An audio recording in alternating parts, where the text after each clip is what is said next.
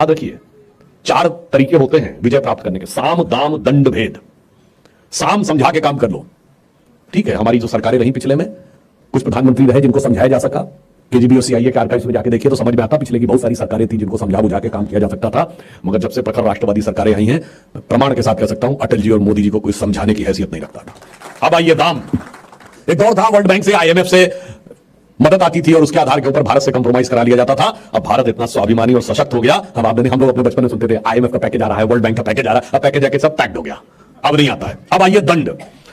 परमाणु विस्फोट के बाद प्रतिबंध लगाया गया, हम उसमें से मजबूत होकर निकले। लोग आज भूल गए होंगे, मैं याद दिलाना चाहता हूं, मई 11 और 13 मई 1998 परमाणु विस्फोट, और अमेरिका ने प्रतिबंध लगाया। मार्च सन 2000 में बिल क्लिंटन 5 दिन के लिए भारत में, 2 साल से कम में हमने दंड झुका दिया।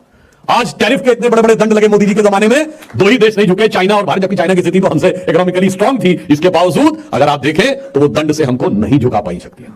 अब चौथा है भेद।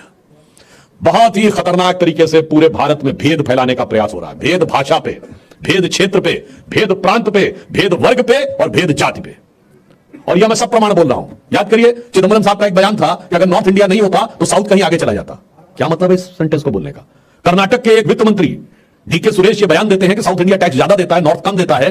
तो पत्रकार उनसे पूछता है तो क्या आपका कहने का मतलब है कि साउथ को अलग होना चाहिए? हाँ, हम ये भी सोच